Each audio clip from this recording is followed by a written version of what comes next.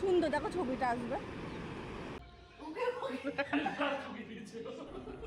Hello বন্ধুরা, তোমরা কেমন আছো? আশা করছি অনেক ভালো আছো, আর আমিও ভালো আছি। তো দেখতেই পেলে আমরা কোথায় ঘুরতে গেছিলাম, চলো শুরু থেকে বলি। আর কে কে গেছিলাম তাতেও সব কিছু বলি, চলো। এর আগে পার্টে আমি দেখেছিলাম আমি আর তোমার দাদা ভাই পুজো দিতে গেছিলাম তারাপীঠ।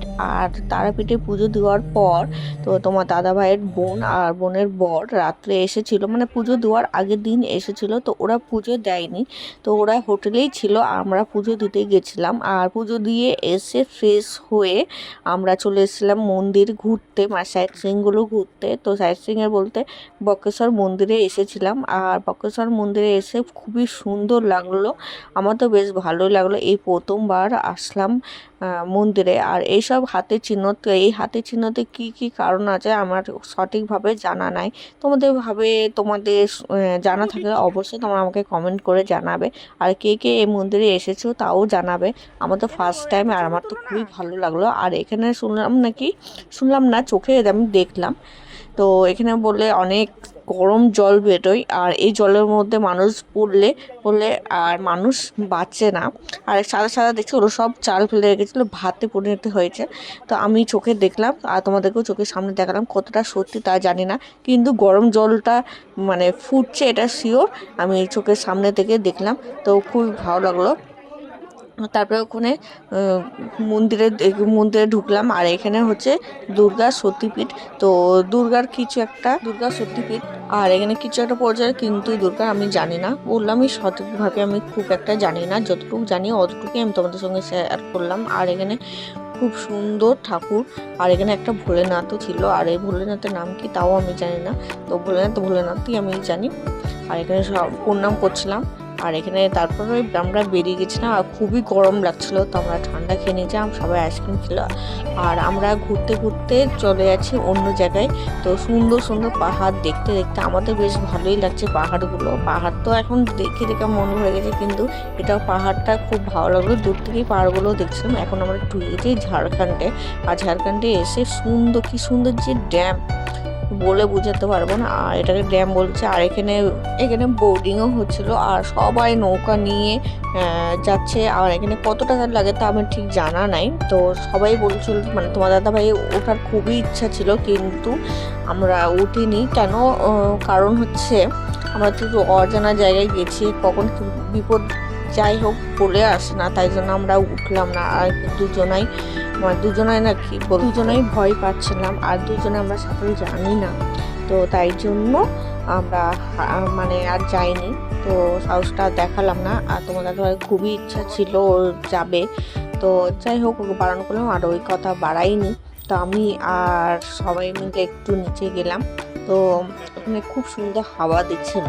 আর ম্যাসেঞ্জার ড্যাম বলে এই জায়গাটার নাম, আমি খুব একটা জানি না। আর এই জায়গাটা খুবই সুন্দর লাগছে, মনে আসতে ইচ্ছা করছে না, কিন্তু সময় নষ্ট হবে, মানে টাইম চলে গেছে, আবার হোটেলে আসতে হবে, ট্রেন ধরার ব্যাপার আছে।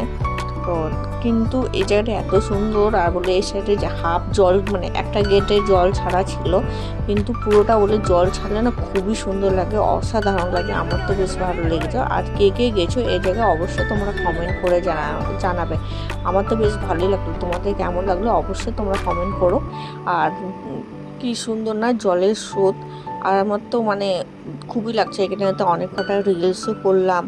আর ইউটিউবে, আর আমার রিলসগুলো দেখতে চাইলে ইউটিউবে চলে যাবে, আর স্নেহা ডেলি ব্লগ বলে আছে চ্যানেলের নাম। তো অবশ্যই তোমরা তুমি ভিজিট করতে পারো। আর খুব সুন্দর সুন্দর ফানি ভিডিও বানাই আমি। আর এখানে আমি রিলসের জন্য কিছু ভিডিও শ্যুট করছিলাম।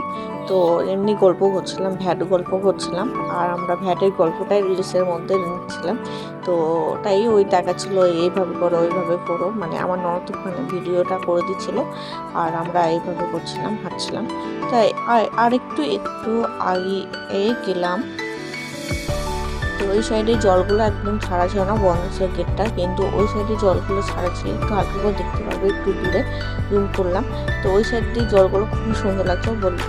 আর ফলে যখন এই সব জলগুলো ছাড়ে না, নাজারিয়া খুবই ভিড় থাকে এই জায়গাটা, আর খুবই সুন্দর, কিন্তু কোন সময় জলটা ছাড়ে আমার খুব একটা জানা নাই। আর এই সব খাবার কে খাও আর পছন্দ করে অবশ্যই আমরা কমেন্ট করে জানাও, আমার তো বেশ ফেভারিট লাগে এই খাবার।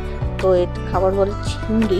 তো আমরা গাড়ির মধ্যে নিয়ে নিয়েছিলাম আর খেতে খেতে চলে এসেছি। আর হোটেলে চলে এসেছি, হোটেলে এসে ফ্রেশ হয়ে গেছি। আর তোমাদের দাদা ভাই আর আমার নন্দাই মিলে একটু চাউমিন নিয়ে আসলে, যেহেতু ওদিকের খাবার খুব খেতে পারিনি, খুব একটা ভালো খাবার খেতে পারিনি, তো এইসবই খাবার খেয়েছিলাম। আর এদিকে তোমার দাদা ভাই ফ্রেশ হলো, আমিও ফ্রেশ হয়ে গেছিলাম। সবাই মিলে খাবার খেয়ে আমরা বেরিয়ে যাবো, আমার নন্দাই থাকবে। তো এখানে মিষ্টি কোনটা ফেমাস, তারাপীঠে এই মিষ্টি খুবই ভালো বলে, আর খুবই ভালো লাগলো, আমার তো বেশ ভালো লাগে। ওরা খাচ্ছে মাংস রুটি, আর আমার জন্য তরকা ছিল আলাদা। তো যাই হোক, তো ওরা সবাই একসাথে গল্প করছি, এই বিয়ের পর প্রথম একসাথে মানে কোথাও ঘুরতে যাওয়া। তো একটু ফ্রেশ হয়ে আমি বসে আছি, আর ওই দেখছে, ও অবাক হয়ে গেছি আমি কী করছি। তারপরে ডিম পকোড়া আনিয়েছিলাম হোটেল থেকেই। তো ডিম পকোড়াটা খেলাম, আর আমার খুব মাথা ধরেছিল, তো আমি একটু চা খেলাম। আর এখানে আমরা বেরিয়ে গেছি, আর রাত থেকে গেল। তো আমরা হোটেল থেকে বেরোচ্ছি, আর অনেক রাত্রে বেরোচ্ছি বলে মাথায় কাপড় দিয়ে দিয়েছি। আমরা স্টেশনে চলে এসেছি, আর ভিডিওটা বড় করব না, আর ভালো লাগছিল না ভিডিওটা করতে, শরীরটা পুরো খাস্তা ছিল, যেহেতু রাত 11:30টায় ট্রেন ছিল। তো স্টেশনে আমরা বসে আছি। আমার ভিডিওটা এখানে শেষ করছি। ভালো লাগলে লাইক কমেন্ট সাবস্ক্রাইব আর ফলো করে দেবে। Tata, by.